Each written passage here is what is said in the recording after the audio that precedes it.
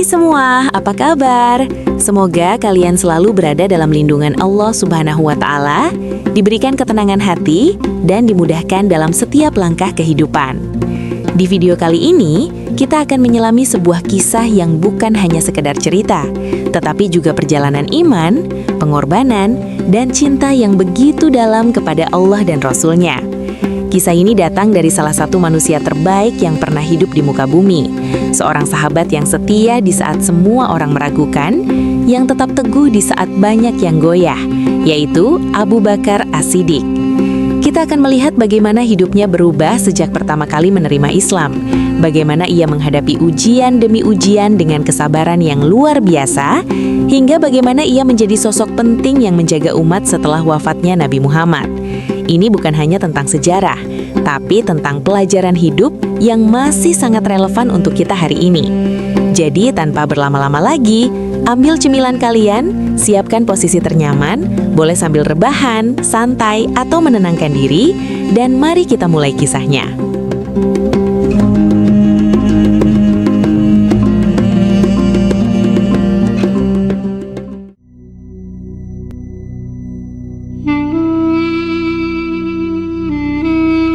Di tengah padang pasir yang luas, ketika angin berhembus membawa butiran pasir yang seolah tak pernah lelah berkelana, lahirlah seorang lelaki yang kelak akan menjadi salah satu pilar terkuat dalam sejarah Islam, Abu Bakar As-Siddiq. Ia tidak lahir dalam kemewahan yang mencolok, namun keluarganya dikenal terhormat di kalangan Quraisy. Sejak kecil, ia tumbuh dengan sifat yang berbeda dari kebanyakan orang di sekitarnya. Ia lembut, jujur, dan memiliki hati yang peka terhadap kebenaran. Bahkan sebelum cahaya Islam menyinari Mekah, ia telah menjauh dari kebiasaan menyembah berhala yang dilakukan kaumnya. Abu Bakar muda dikenal sebagai sosok yang tenang. Tidak banyak bicara, namun setiap ucapannya penuh makna. Ia memiliki kecerdasan dalam berdagang, sehingga usahanya berkembang pesat. Banyak orang mempercayainya, bukan hanya karena kepandaiannya, tetapi karena kejujurannya yang tak tergoyahkan. Dalam dunia yang penuh tipu daya dan kepentingan, ia tetap teguh memegang nilai kebenaran.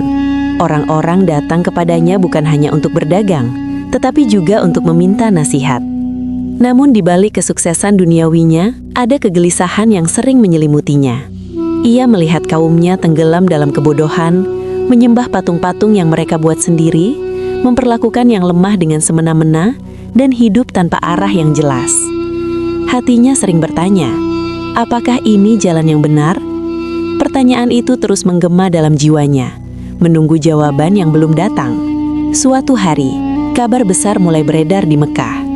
Seorang lelaki dari Bani Hashim yang dikenal sebagai sosok jujur dan terpercaya, mengaku menerima wahyu dari Tuhan Yang Maha Esa. Lelaki itu adalah Nabi Muhammad. Banyak orang menertawakan, mencemooh, bahkan menganggapnya gila. Namun Abu Bakar tidak terburu-buru menilai. Ia mengenal Muhammad sejak lama. Ia tahu betul siapa lelaki itu. Tidak pernah berdusta, tidak pernah mengkhianati amanah. Tanpa ragu panjang, Abu Bakar mendatangi Muhammad. Saat itu, suasana begitu hening, seolah dunia menahan napas.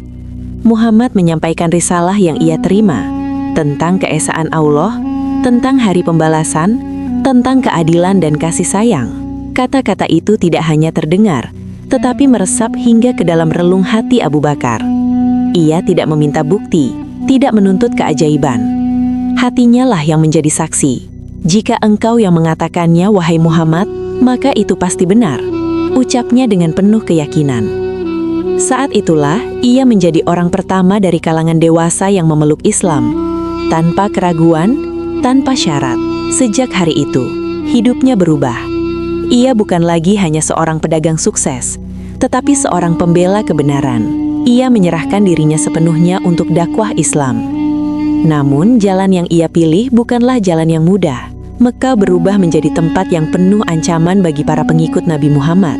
Yang sebelumnya dihormati, kini menjadi sasaran cemoohan dan tekanan. Ia dipanggil gila, pengkhianat tradisi, bahkan musuh masyarakat. Tetapi semua itu tidak menggoyahkan imannya. Justru setiap hinaan semakin menguatkan keyakinannya. Ia menggunakan hartanya untuk membebaskan budak-budak yang disiksa karena memeluk Islam. Salah satunya adalah Bilal bin Rabah, seorang budak yang disiksa di tengah terik matahari hanya karena mengucapkan Ahad, Ahad. Abu Bakar tidak tahan melihat penderitaan itu. Ia datang dan membeli kebebasan Bilal, meski harus membayar dengan harga yang sangat mahal. Baginya, harga itu tidak sebanding dengan nilai sebuah iman. Hari demi hari berlalu, tekanan semakin meningkat. Kaum Quraisy tidak tinggal diam.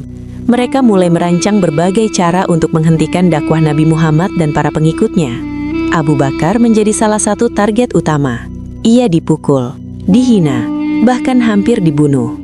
Namun setiap kali ia terjatuh, ia bangkit dengan keyakinan yang lebih kuat. Suatu malam, dalam keheningan yang mencekam, Nabi Muhammad datang kepada Abu Bakar dengan sebuah kabar yang akan mengubah segalanya. Mereka diperintahkan untuk berhijrah, meninggalkan Mekah, meninggalkan tanah kelahiran, menuju tempat yang lebih aman untuk melanjutkan dakwah. Tanpa ragu, Abu Bakar siap. Ia telah lama menunggu kesempatan untuk mendampingi Nabi dalam perjalanan besar ini. Ia mempersiapkan segalanya dengan hati-hati. 2 ekor unta disiapkan, bekal dikumpulkan, dan rencana disusun dengan penuh kehati-hatian. Ia tahu perjalanan ini bukan sekedar perjalanan biasa.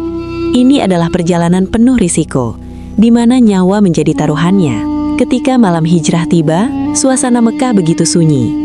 Namun di balik kesunyian itu tersembunyi bahaya yang mengintai. Kaum Quraisy telah merencanakan pembunuhan terhadap Nabi Muhammad. Mereka mengepung rumah beliau, menunggu saat yang tepat untuk menyerang. Namun Allah memiliki rencana yang lebih besar.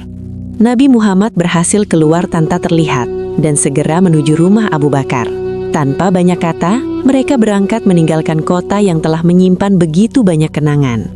Abu Bakar berjalan di samping Nabi, kadang di depan, kadang di belakang, seolah ingin memastikan bahwa tidak ada bahaya yang mendekat. Perjalanan mereka membawa mereka ke sebuah gua di Gunung Tur. Di sanalah mereka bersembunyi selama beberapa hari. Di dalam gua yang sempit dan gelap, Abu Bakar merasakan berbagai emosi bercampur menjadi satu. Takut, harap, cemas, dan iman.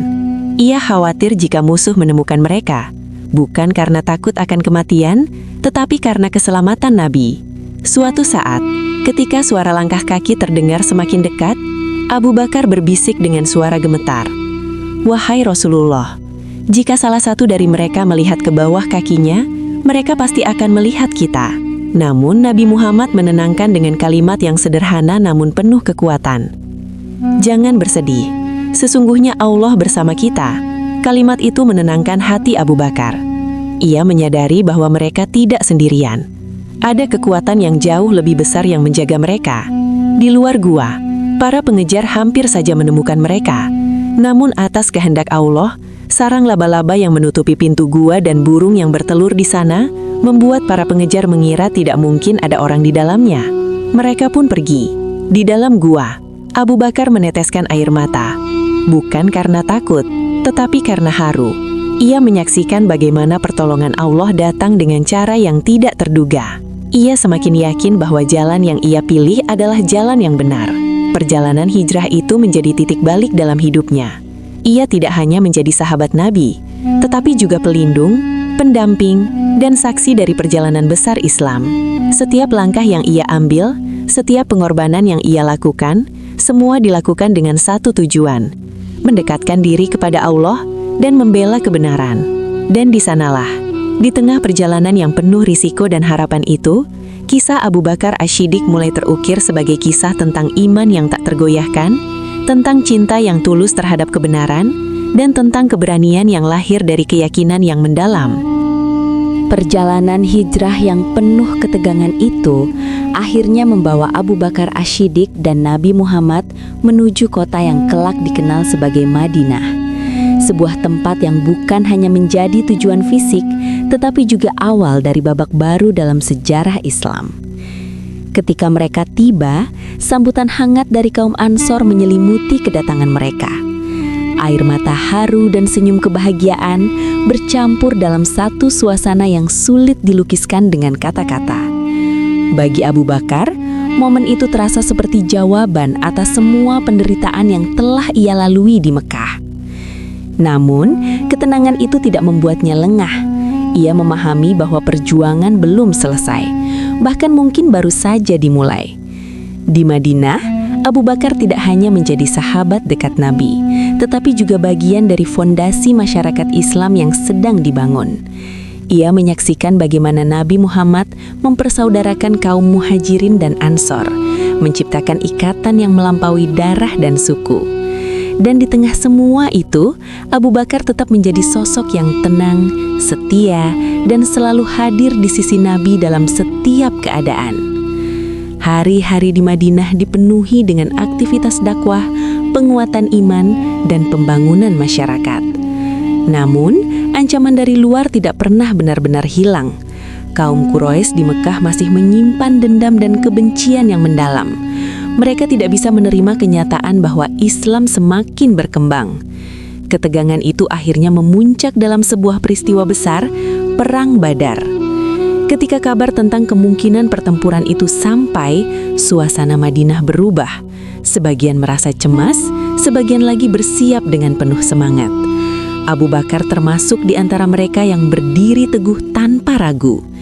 Ia tidak melihat jumlah pasukan atau kekuatan senjata, tetapi melihat tujuan di balik perjuangan itu, membela kebenaran. Di medan Badar, jumlah kaum muslimin jauh lebih sedikit dibandingkan musuh. Namun, keyakinan mereka jauh lebih besar daripada ketakutan mereka. Abu Bakar berdiri di sisi Nabi tidak hanya sebagai sahabat, tetapi juga sebagai pelindung. Ia menyaksikan bagaimana Nabi berdoa dengan penuh harap, mengangkat tangan ke langit, memohon pertolongan Allah dengan hati yang sepenuhnya berserah.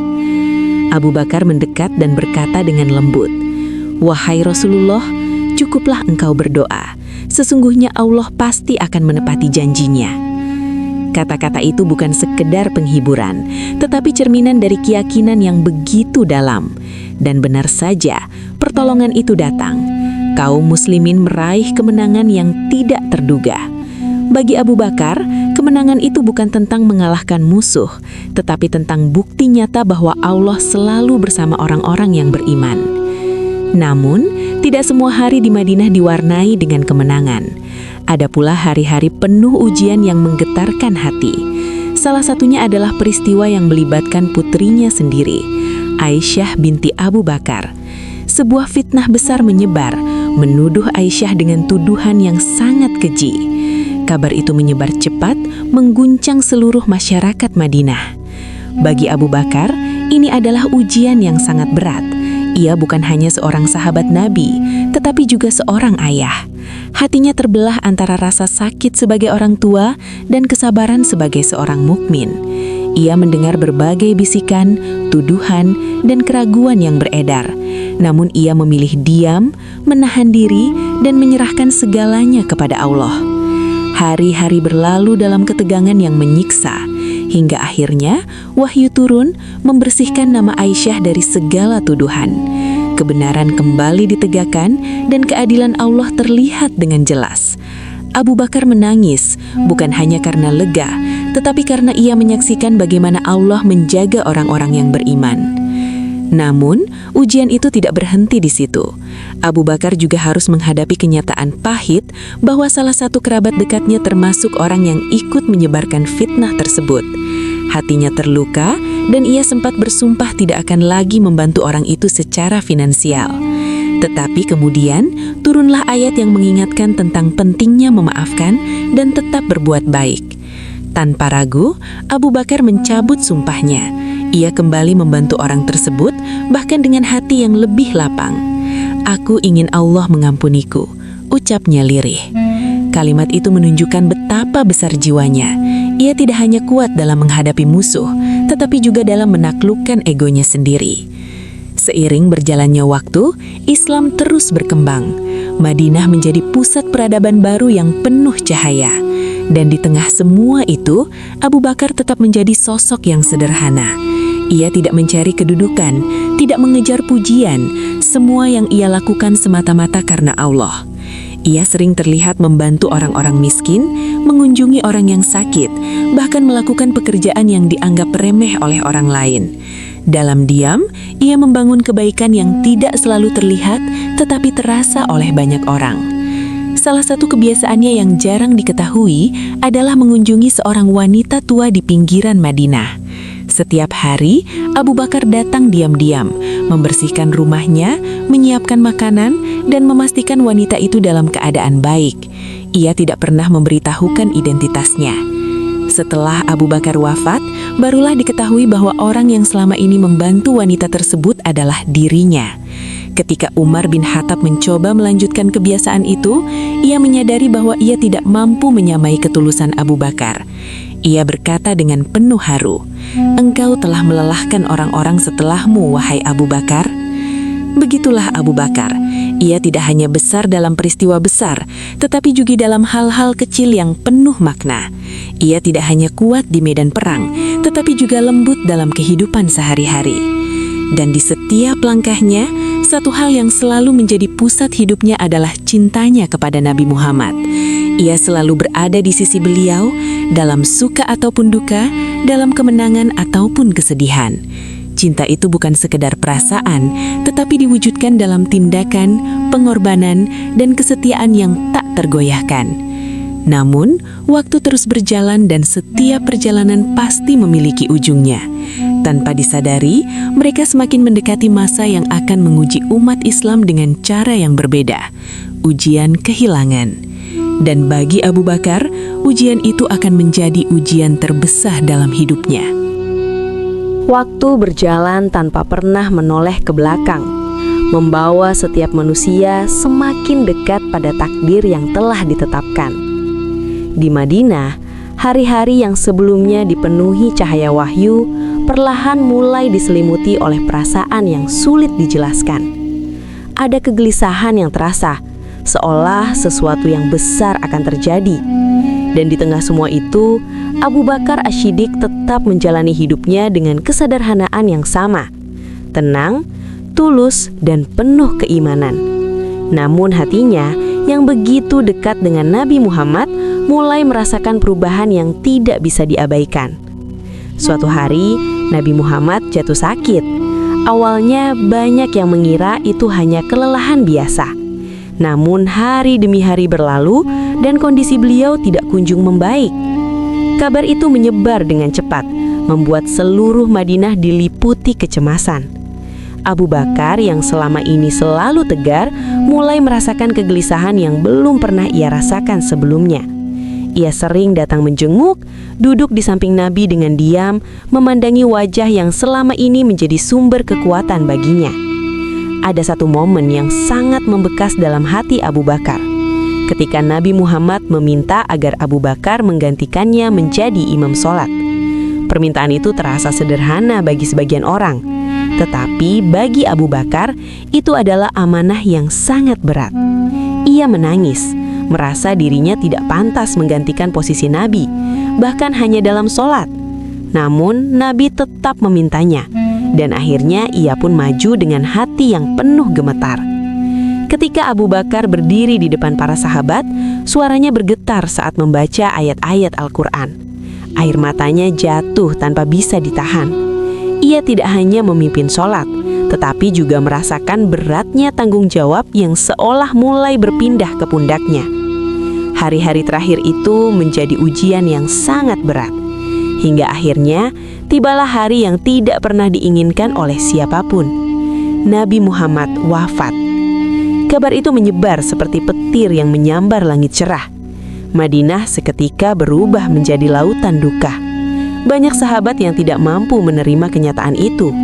Bahkan Umar bin Khattab yang dikenal tegas dan kuat, berdiri dengan pedang terhunus, menolak mempercayai bahwa Nabi telah wafat. Ia mengancam siapapun yang mengatakan hal tersebut. Di tengah kekacauan itu, Abu Bakar datang dengan langkah yang tenang namun berat. Ia masuk ke tempat Nabi Muhammad disemayamkan, membuka penutup wajah beliau dan menatap dengan penuh cinta. Ia mencium kening Nabi, dan air matanya jatuh perlahan. "Engkau tetap indah, baik saat hidup maupun setelah wafat," bisiknya lirih. Namun Abu Bakar tidak larut dalam kesedihan terlalu lama. Ia tahu bahwa umat membutuhkan keteguhan. Ia keluar dan berdiri di hadapan orang-orang yang masih diliputi kebingungan.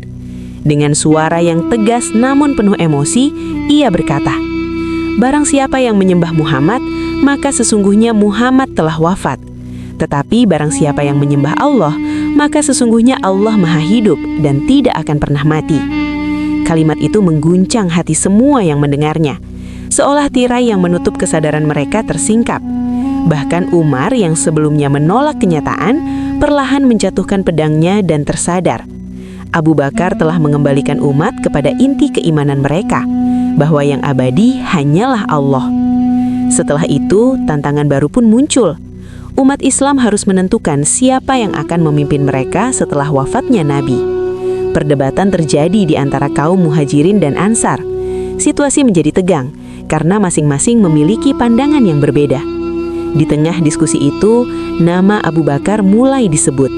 Banyak yang melihatnya sebagai sosok yang paling layak, bukan karena ambisinya, tetapi karena kedekatannya dengan Nabi, keteguhan imannya, dan kebijaksanaannya. Namun Abu Bakar sendiri tidak pernah menginginkan posisi itu. Ia merasa berat menerima amanah tersebut. Ketika akhirnya ia dibaiat sebagai khalifah pertama umat Islam, hatinya dipenuhi rasa takut. Bukan takut akan manusia, tetapi takut jika ia tidak mampu menjalankan amanah itu dengan baik. Dalam pidato pertamanya, ia berkata dengan penuh kerendahan hati, "Aku telah dipilih menjadi pemimpin kalian, padahal aku bukanlah yang terbaik di antara kalian. Jika aku benar, maka bantulah aku. Jika aku salah, maka luruskanlah aku." Kalimat itu menunjukkan betapa besar jiwanya.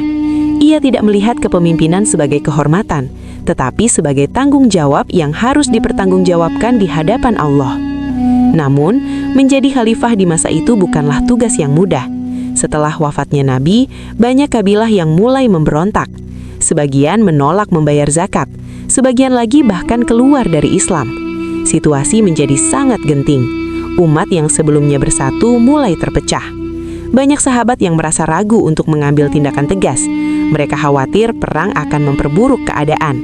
Namun Abu Bakar melihatnya dengan cara yang berbeda. Baginya zakat bukan sekedar kewajiban sosial, tetapi bagian dari iman yang tidak bisa dipisahkan.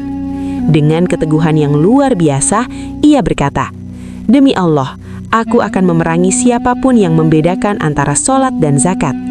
Keputusan itu bukan keputusan yang mudah. Ia tahu resiko yang dihadapi sangat besar.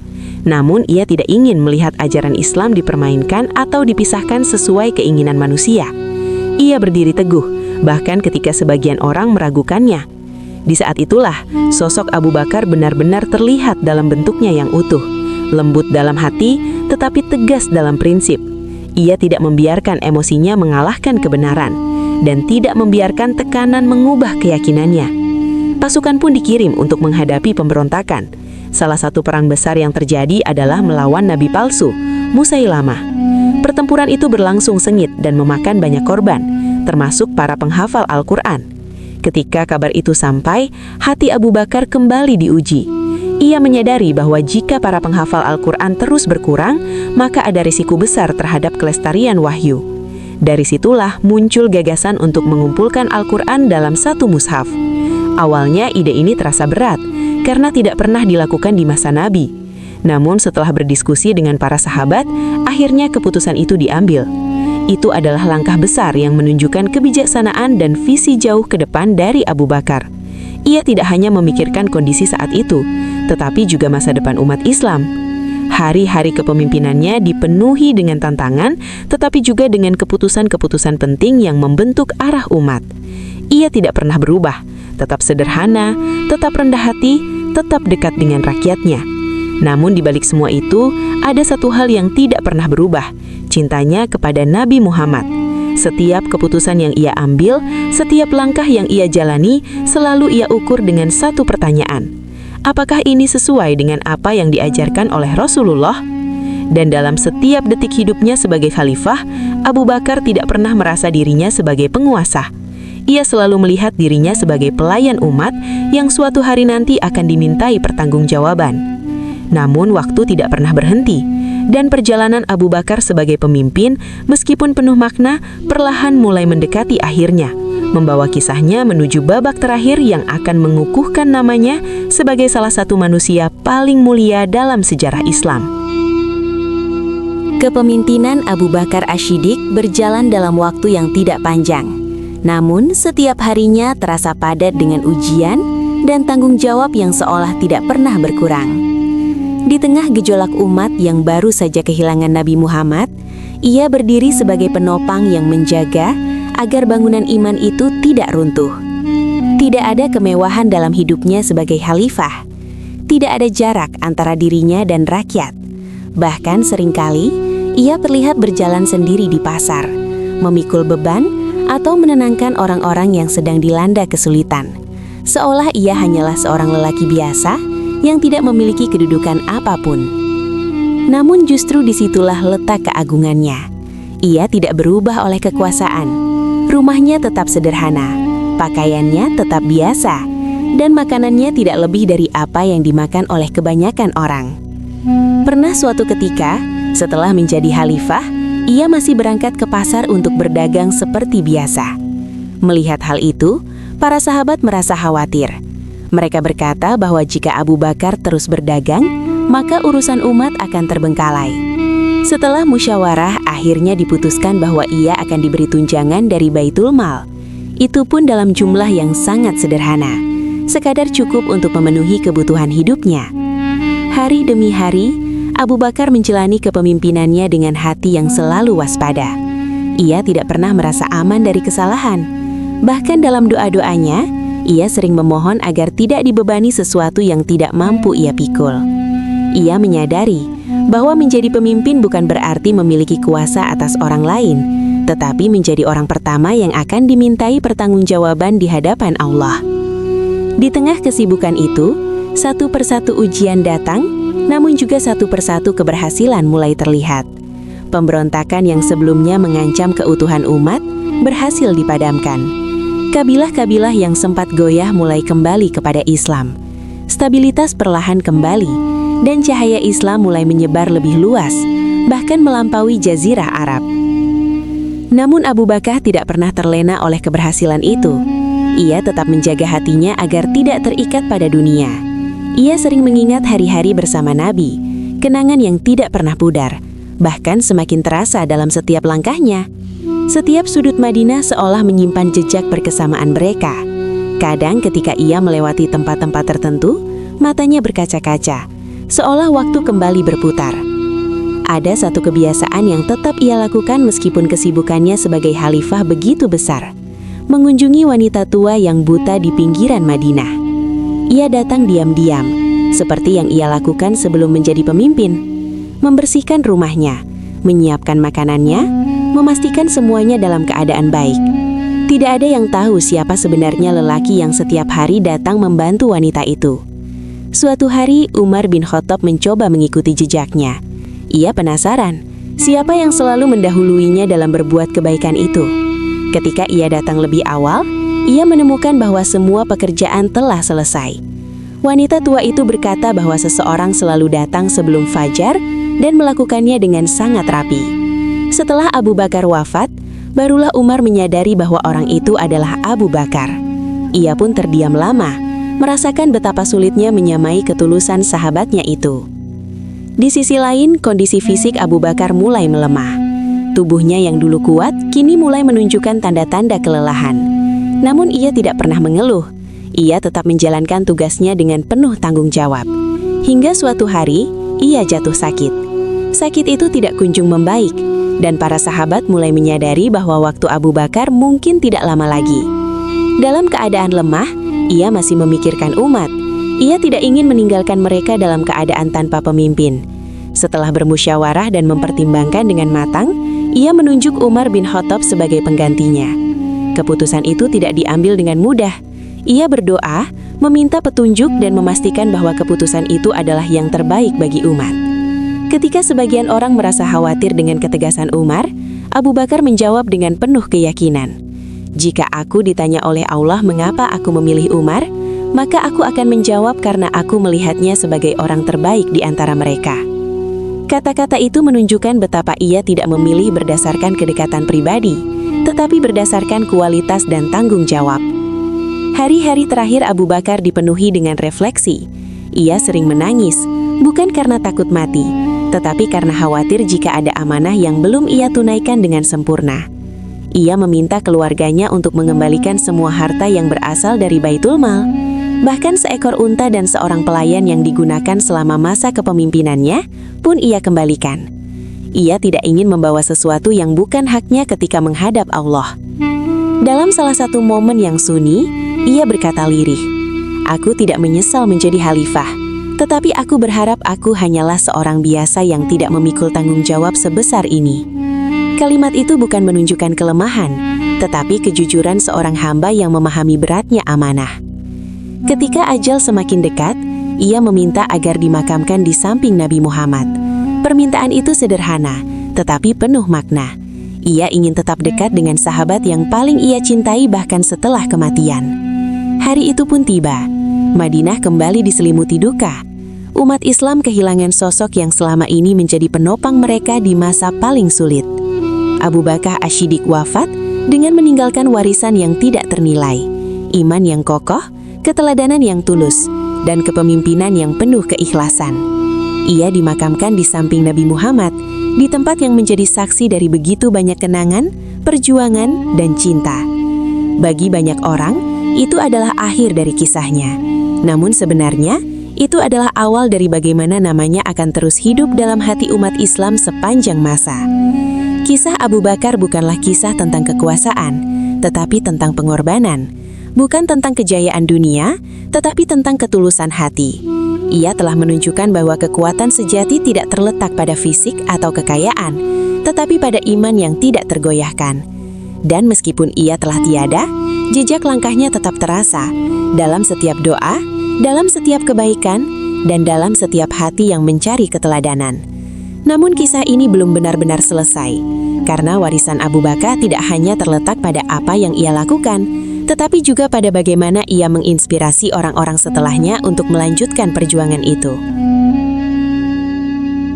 Kepergian Abu Bakar Asy-Syiddiq meninggalkan ruang kosong yang begitu dalam di hati umat Islam. Madinah kembali merasakan kesedihan yang pernah mereka rasakan saat kehilangan Nabi Muhammad, meskipun dengan nuansa yang berbeda. Jika Nabi adalah cahaya yang menuntun jalan, maka Abu Bakar adalah penjaga cahaya itu agar tetap menyala ketika badai hampir memadamkannya. Kini, penjaga itu telah tiada. Namun warisan Abu Bakar tidak hilang bersama kepergiannya. Ia telah menanamkan sesuatu yang jauh lebih kuat daripada sekedar kepemimpinan. Ia meninggalkan teladan hidup. Dalam setiap keputusan yang pernah ia ambil, dalam setiap pengorbanan yang ia lakukan, tersimpan pelajaran yang terus hidup dari generasi ke generasi. Di hari-hari setelah wafatnya, banyak sahabat yang merenung tentang sosoknya. Umar bin Khattab yang kini memikul amanah sebagai khalifah seringkali terdiam ketika mengingat Abu Bakar. Ia yang dikenal tegas dan kuat justru merasa kecil ketika membandingkan dirinya dengan sahabat yang telah mendahulinya itu. Dalam banyak kesempatan, Umar mengakui bahwa Abu Bakar telah melakukan hal-hal yang bahkan sulit ia bayangkan untuk ditiru. Umar pernah berkata dengan suara yang berat, "Tidak ada hari yang lebih berat bagiku selain hari ketika aku menyadari bahwa aku harus menggantikan Abu Bakar." Kalimat itu bukan sekedar ungkapan kesedihan, tetapi pengakuan akan betapa besar sosok yang telah pergi. Warisan Abu Bakar tidak hanya terlihat dalam kepemimpinan, tetapi juga dalam cara ia membentuk manusia di sekitarnya. Ia bukan hanya sahabat bagi Nabi, tetapi juga guru bagi para sahabat lainnya. Keteguhan imannya menjadi sumber kekuatan, dan kelembutan hatinya menjadi penyejuk dalam konflik. Kisah hidupnya menjadi bukti bahwa iman bukan sekedar kata-kata, tetapi tindakan nyata yang terkadang menuntut pengorbanan besar. Ia telah menyerahkan hartanya, tenaganya, bahkan seluruh hidupnya untuk Islam. Namun ia tidak pernah merasa bahwa itu adalah sesuatu yang besar. Baginya, semua itu hanyalah bagian kecil dari kewajiban seorang hamba kepada Tuhannya. Salah satu hal yang paling dikenang dari Abu Bakar adalah kejujurannya yang mutlak. Ia tidak pernah berdusta, bahkan dalam keadaan yang paling sulit sekalipun. Karena itulah ia mendapat gelar Asy-Syiddiq, orang yang selalu membenarkan kebenaran. Gelar itu bukan sekedar penghormatan, tetapi cerminan dari siapa dirinya sebenarnya. Ia membenarkan Nabi Muhammad ketika banyak orang meragukannya. Ia tetap percaya ketika orang lain goyah. Ia berdiri teguh ketika orang lain mundur. Dan dari situlah kita belajar bahwa iman sejati tidak bergantung pada keadaan, tetapi pada keyakinan yang tertanam dalam hati. Namun mungkin hal paling menyentuh dari kisah Abu Bakar adalah cintanya kepada Nabi Muhammad. Cinta itu begitu dalam, begitu tulus, hingga sulit diungkapkan dengan kata-kata. Ia tidak hanya mencintai Nabi sebagai seorang pemimpin, tetapi sebagai sahabat, sebagai guru, dan sebagai sosok yang mengubah hidupnya. Ia selalu ingin berada di dekat Nabi, melindungi beliau, membantu beliau, dan mengikuti setiap langkahnya. Bahkan dalam perjalanan hijrah, ketika bahaya mengintai di setiap sudut, yang ia pikirkan bukanlah keselamatannya sendiri, tetapi keselamatan Nabi. Dan pada akhirnya, ia dimakamkan di samping Nabi, sebuah akhir yang seolah menjadi simbol dari perjalanan hidupnya. Dari awal hingga akhir, ia selalu berada di sisi orang yang paling ia cintai. Kisah Abu Bakar juga mengajarkan tentang bagaimana menghadapi ujian. Ia tidak pernah hidup tanpa masalah. Ia dihina, disakiti, diuji dengan kehilangan, bahkan difitnah melalui keluarganya sendiri. Namun ia tidak pernah membalas dengan kebencian. Ia memilih kesabaran, memilih memaafkan, dan memilih tetap berbuat baik. Ketika putrinya Aisyah binti Abu Bakar difitnah, ia menahan amarahnya dan menunggu keputusan dari Allah. Ketika orang yang ia bantu justru menyakitinya, ia tetap memilih memaafkan. Itu bukan karena ia lemah, tetapi karena ia kuat dalam mengendalikan dirinya. Di dunia yang seringkali dipenuhi oleh ambisi dan keinginan untuk diakui, Abu Bakar menunjukkan jalan yang berbeda. Ia tidak mencari pujian, bahkan banyak kebaikannya yang tidak diketahui orang lain. Ia lebih memilih melakukan sesuatu dalam diam tanpa ingin dikenal. Dan justru karena itulah, namanya menjadi begitu besar. Hari ini, berabad-abad setelah ia wafat, kisah Abu Bakar masih diceritakan. Bukan karena ia seorang raja, bukan karena ia memiliki kekayaan yang luar biasa, tetapi karena ia memiliki hati yang luar biasa. Hati yang dipenuhi oleh iman, keikhlasan, dan cinta kepada Allah serta Rasul-Nya.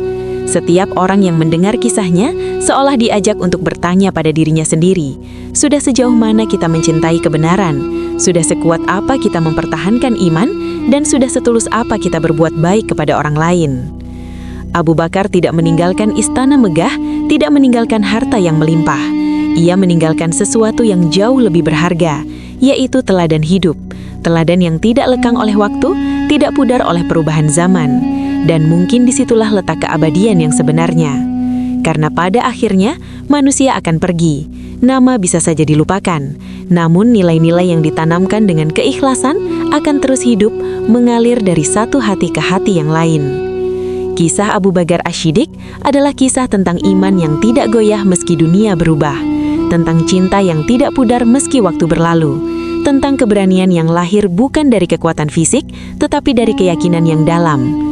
Dan di tengah dunia yang terus bergerak, kisah itu tetap berdiri, tenang, kuat, dan menginspirasi. Mengajak siapa saja yang mendengarnya untuk menjadi lebih baik, lebih tulus, dan lebih dekat kepada Allah.